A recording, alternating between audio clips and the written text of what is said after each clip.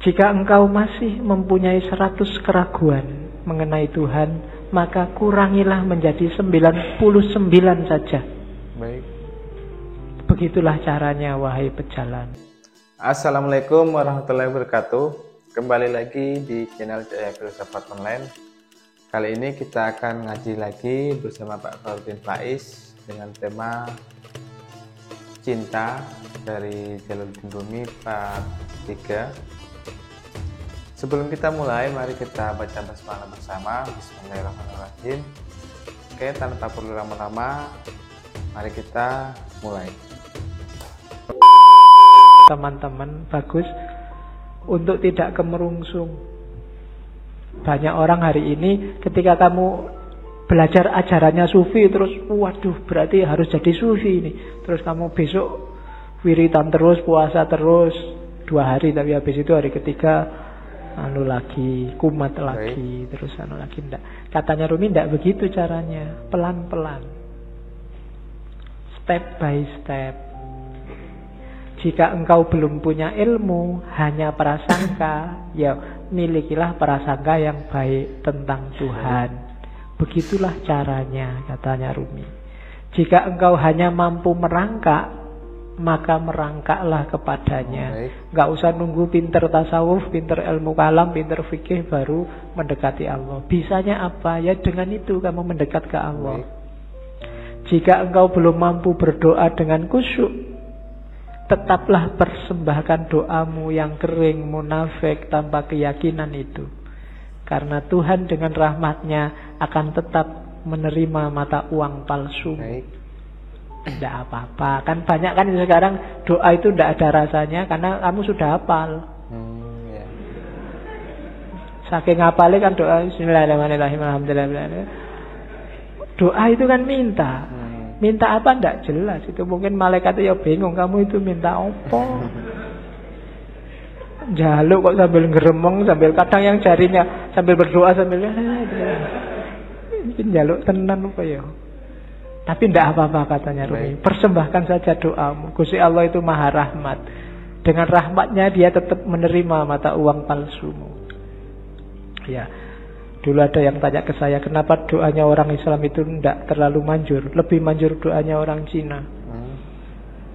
Karena orang Islam itu pasif. Kalau doa nunggu, ya Allah kasih dong ya Allah. Kalau orang Cina maksa, ya Allah turunkan.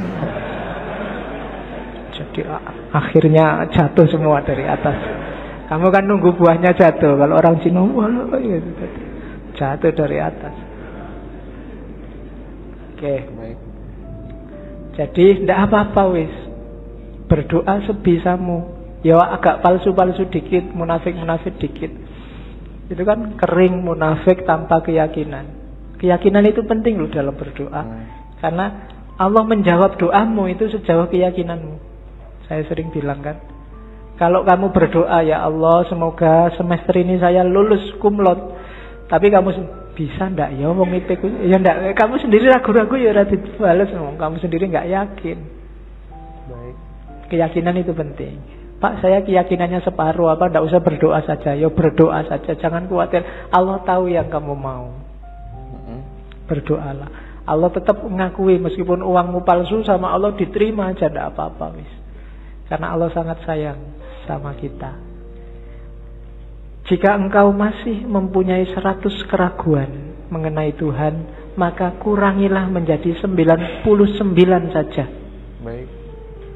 Begitulah caranya, wahai pejalan. Jadi kalau kita masih tidak terlalu mantep keimanan kita selama ini, masih melanggar-melanggar, masih dosane oke, ya tidak apa-apa, dikurangi dikit-dikit. Baik. Ya 100% tidak mungkin lah ya.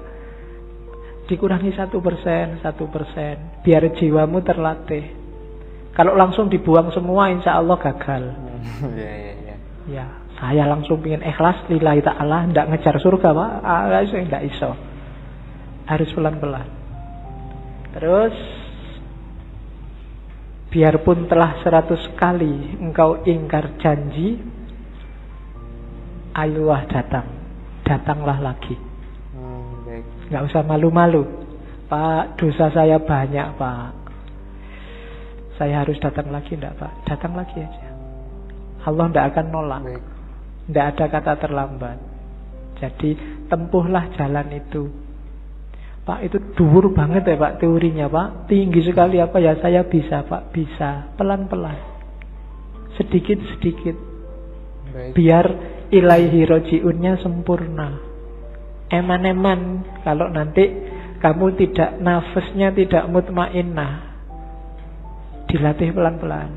Pak, saya itu susah ikhlas Pak. Kalau sedekah mesti pamrih Pak. Ya sementara pamrih dulu enggak apa-apa, tapi tetap sedekah. Nanti lama-lama latihan. Oke, jadi tempuhlah jalan itu. Jangan ragu-ragu. Jangan nunggu. Biasanya kelemahan yang muda-muda kayak teman-teman nunggu nanti besok kalau tua. Ya. Ya, kalau yang zaman muda ndak, yang tua kelihatannya lebih berat. Memulai dari tua itu susah. Karena orang yang sudah tua itu biasanya sudah keras cara berpikirnya. Kalau bahasa psikologinya sudah jadi, dia sudah mature, sudah mateng. Barang mateng itu satu-satunya yang bisa dilakukan adalah mempertahankan kematangan atau bosok. Apa bosok Indonesia bosok itu? Iya, busuk. Jadi kalau bisa terus-terusan bertahan di mateng.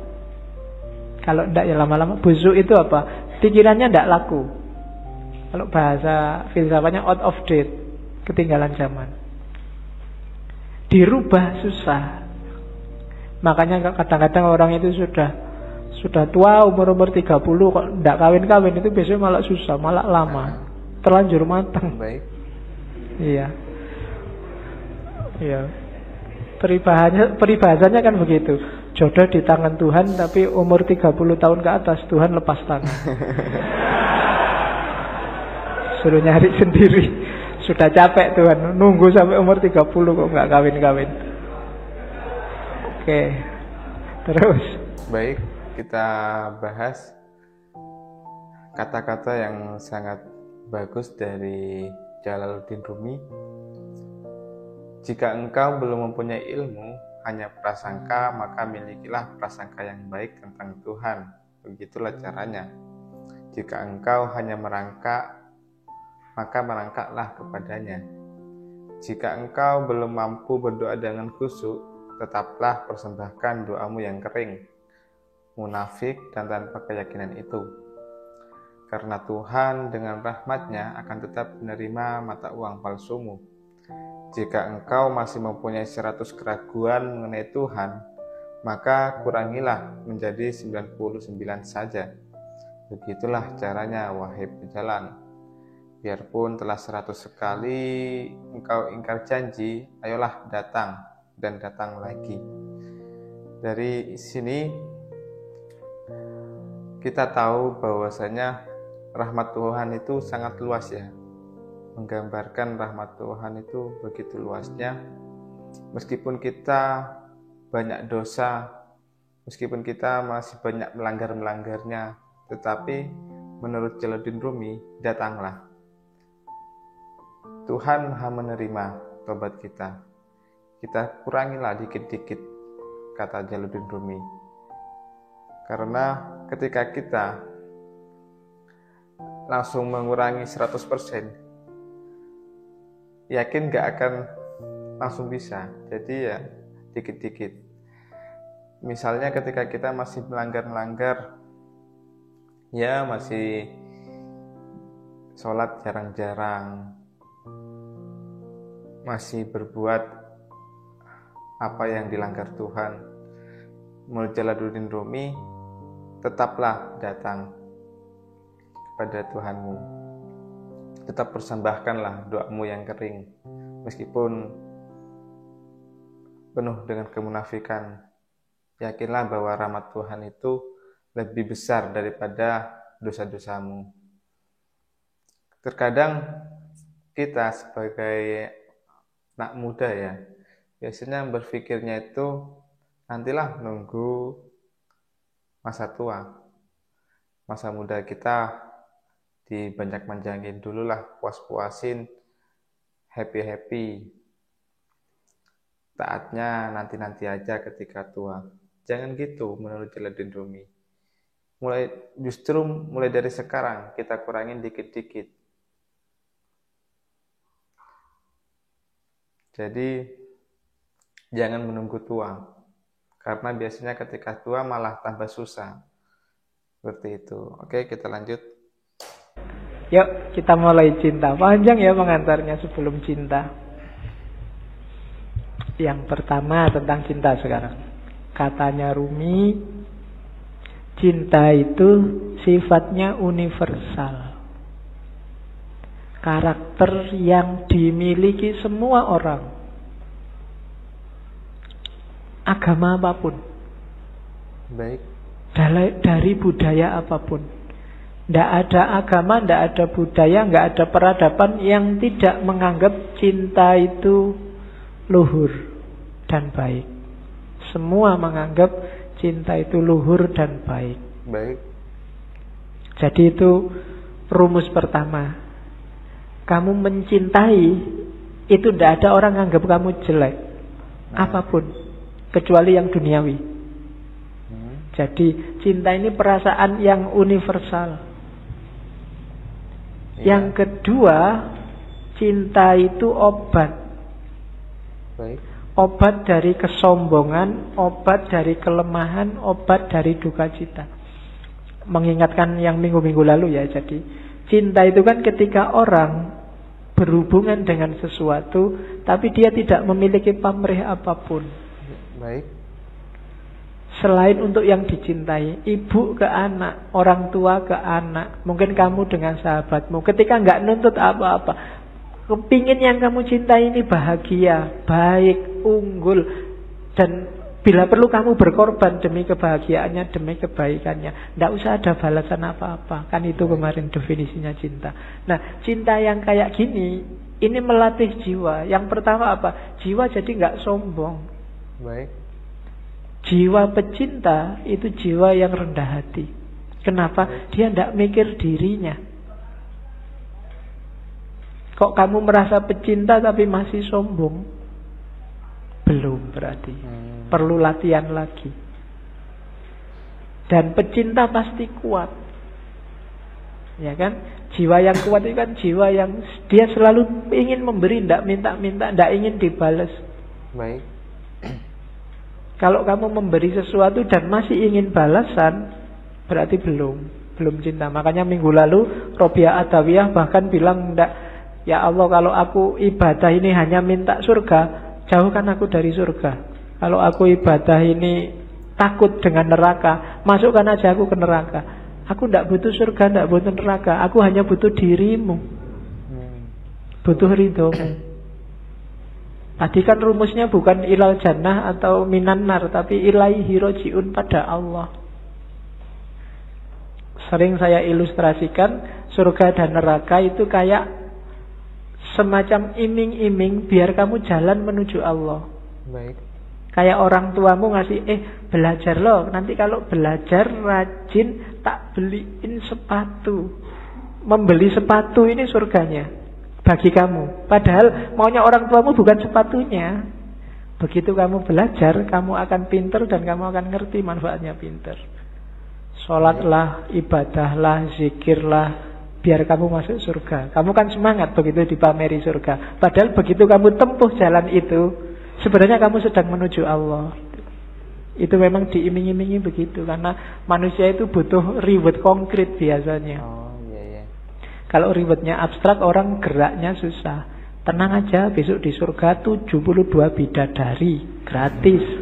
Di sana bisa makan sak kapoi. Ini kayak diiming-iming. Kamu kan terus jadi semangat. Sebenarnya kalau kamu jalan di situ, ya kamu akan ketemu Allah. Surganya dapat surga yang punya Allah kok. Baik. Masuk ketika kamu sampai ke Allah, jiwamu tumanina sama Allah dicemplungin neraka, kan enggak? Ya pasti surga. Dan nikmatnya bareng Allah itu jauh melebihi surga. Nanti banyak teks yang bilang itu. Cuma kamu tidak bisa bayangkan. Apa sih Pak enaknya? Bayanganmu kan sama Allah terus duduk jejer sama Allah. Enggak enak Pak, enak di surga Pak. Banyak bidadarinya. Iya. Pikiranmu masih material. Belum nyampe enaknya Yang punya pacar bisa menganalogikan.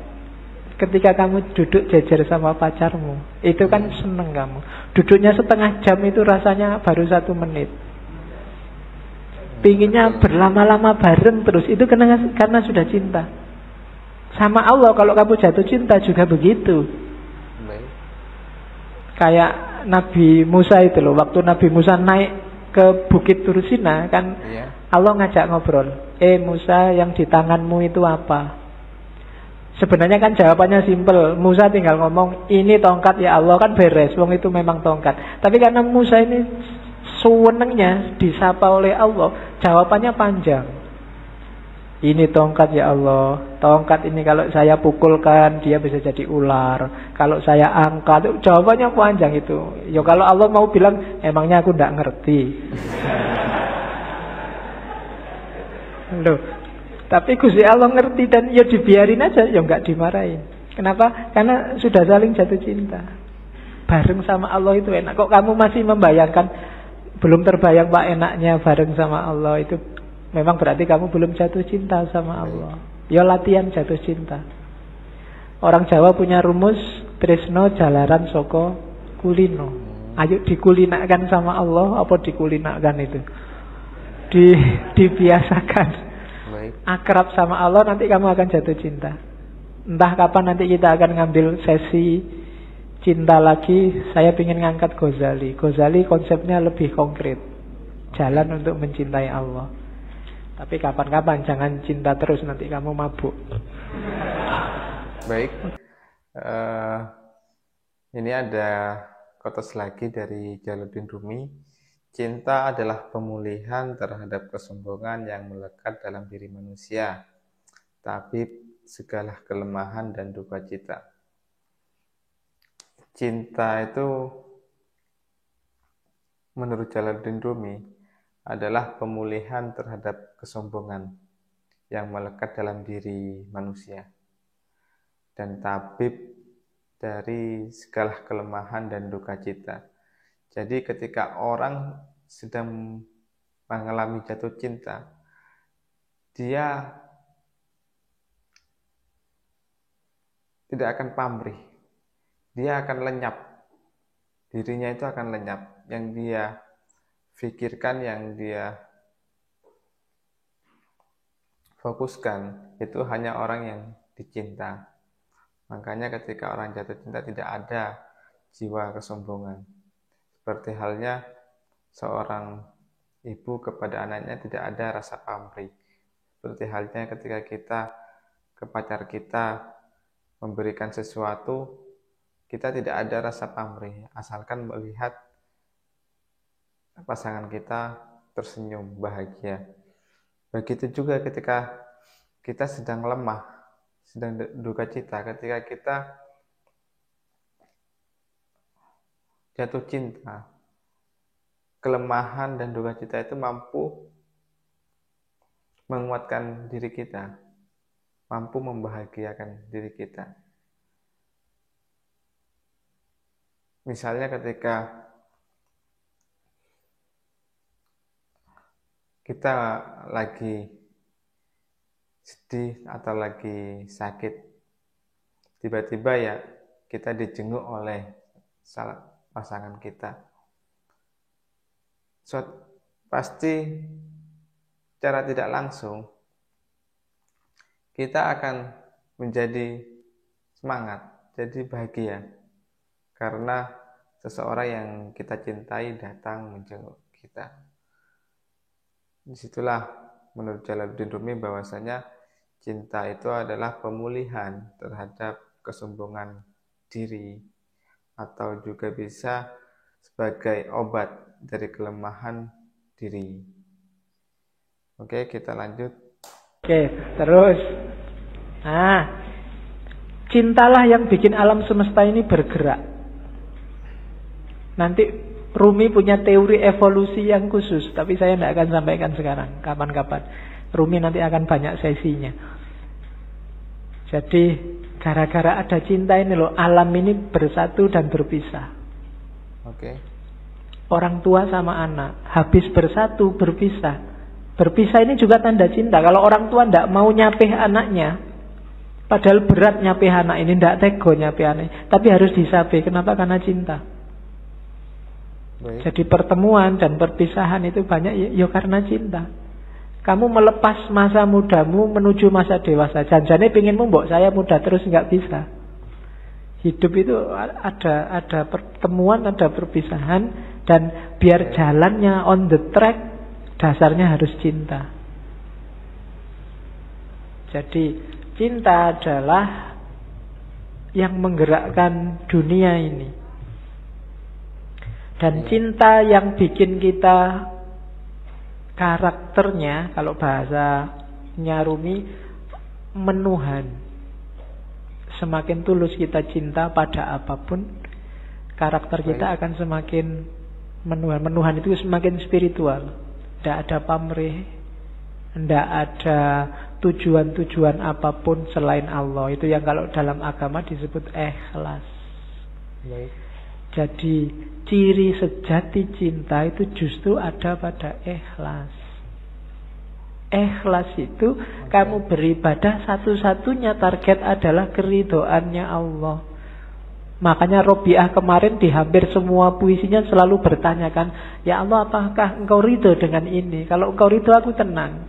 Sebelum aku yakin engkau ridho, aku ini masih gelisah. Jadi yang dikejar cuma ridhonya Allah. Satu-satunya yang dikejar cuma Allah. Itu namanya ikhlas. Baik. Lillahi ta'ala. Tidak karena apapun. Ya Allah, aku amal baik ini, semoga engkau ridho ya. Jadi yang ada di pikiran itu selalu nyali ridhonya yang dicintai. Sama kayak kamu pacaran itu kan, selalu mikir, iki pacarku kalau gini seneng ndak ya? Kalau tak bawa ini mau ndak ya? Kalau kan yang dipikir di pikiranmu selalu yang kamu nggak pernah mikir dirimu sendiri kan? Begitu diajak ke warung, ini kamu sukanya warung yang mana? Kan bukan sukaku, sukanya dia.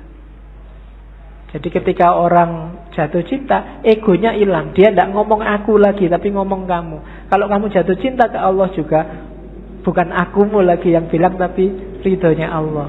Apa sih maunya Allah? Kira-kira kalau aku gini, Allah ridho tidak ya?